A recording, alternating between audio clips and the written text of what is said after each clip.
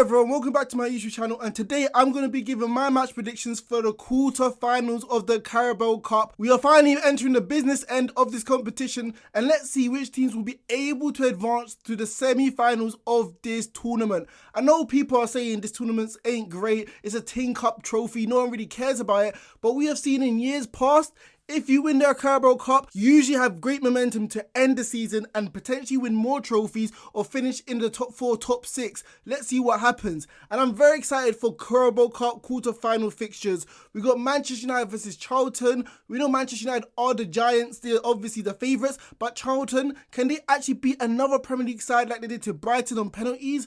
We got other amazing games like Wolves versus Nottingham Forest. Who would have thought two relegation contenders would actually be in the quarterfinals of this competition? We got Southampton versus Manchester City, the champions of the Premier League versus the team which are currently bottom of the Premier League as we speak. Can Southampton pull off an upset? And we also got other fixtures like Newcastle versus Leicester City. Can Newcastle win the first major trophy since 1955?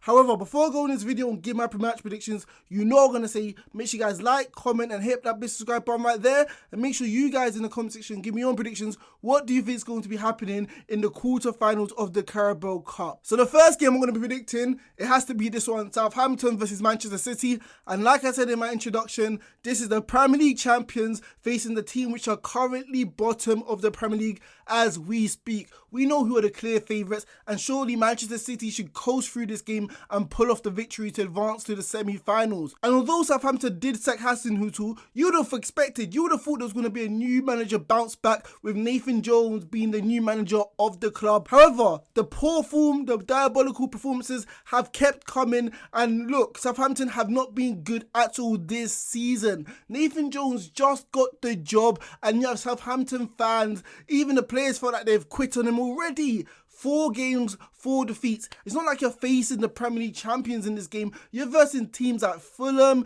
You're versing other rival teams like Nottingham Forest. You're losing to these type of teams when you're expected to pick up points. So if Southampton don't have the fight, the spirit, the never die attitude in these type of games, how do I expect them to beat Manchester City, the reigning defending Premier League champions, who we know when it comes to Carabao Cup competition, they usually win this tournament quite comfortably. Like I said in my last video, we know Manchester City have strength in depth within their squad to rotate, and Southampton, they must have their eyes on the relegation fight. So I don't know if Nathan Jones will want to put his starting 11 out, because even if he does his best 11, they're not going to beat the Premier League champions Manchester City, who they have Alvarez, Phillips, Lewis coming from the academy.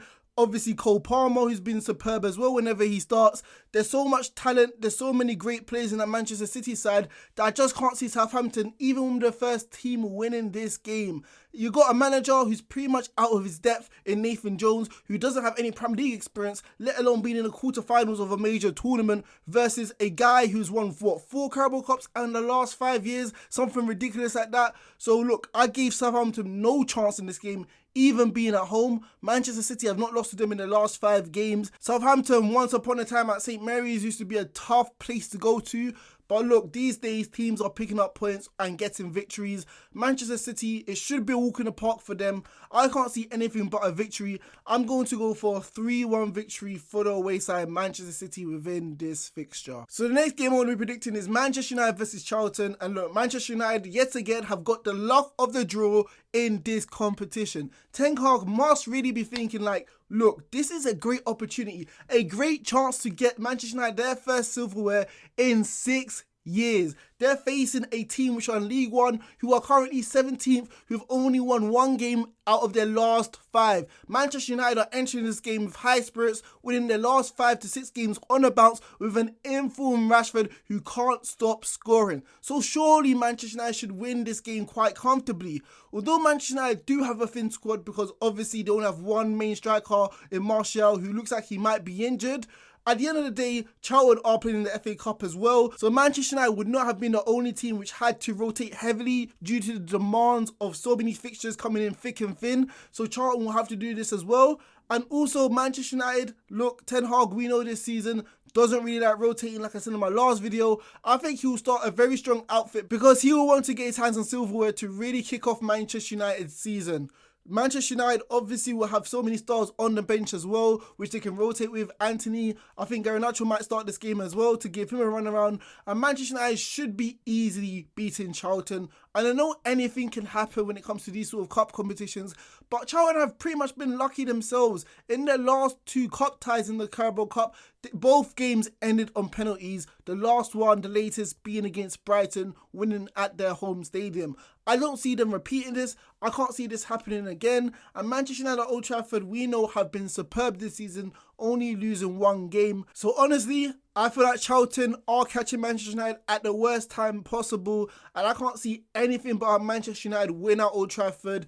I'm going to go for a 2-0 obvious victory for the home side within this fixture against Charlton Athletic. So the next game I'm going to be predicting is Newcastle versus Leicester City. And I feel like this has the potential to be the game of the week. 2 established Premier League sides battling it out for a semi-finals place in the Carabao Cup competition. And both sides will be desperate to win this competition, especially Newcastle, because Eddie Howe will understand what an opportunity it will be to advance to the semi-finals, because Newcastle have not won a major trophy since 1955. Newcastle are playing like a team which have won trophies in the past. They have confidence, they're playing with great spirit, the intensity, the physicality is there, and when they break on teams, they are pretty much a handful. Newcastle right now are the complete package, and don't think that the Premier League table is deceiving. There's a reason why they have the best defensive record when it comes to the league. There's a reason why they're undefeated at St James's Park, and this game's going to be at their home stadium again, so I don't see how Leicester City are actually going to win.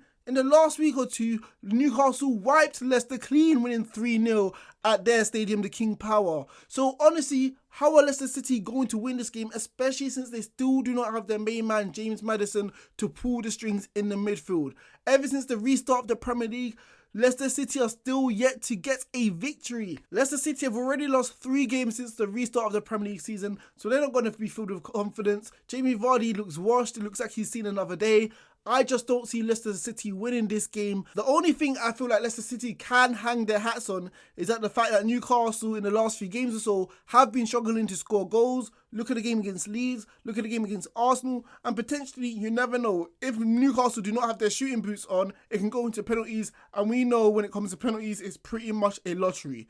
But going into this game, I don't see this happening. I feel like Newcastle going forward will just have enough, especially since Saint-Maximin is returning back from injury, so they'll have Flair in the final third and allow Joe Linton to move back into the midfield. Also, I feel like Eddie Howe will understand the nature of this game due to the fact that it's going to be a monumental occasion. I said it before, Newcastle have not won a trophy in the last 70 years or so. And being at home, I feel like the fans will understand this monumentous occasion and they'll be really up for the game, which will not allow any sort of complacency to creep into the Newcastle side, especially since they have been very good this season. They might think they'll be able to roll over Leicester quite fairly easily since they did it a week or 2 ago, winning 3-0. So going into this game, I think Newcastle will scrape a victory. I'm going to go for a 1-0 victory at St James's Park for the home side. So the last game I'm going to be predicting is Nottingham Forest versus Wolves. And who would have thought 2 relegation contenders would actually be in the quarterfinals of this competition, battling it out potentially to get into the semi-finals.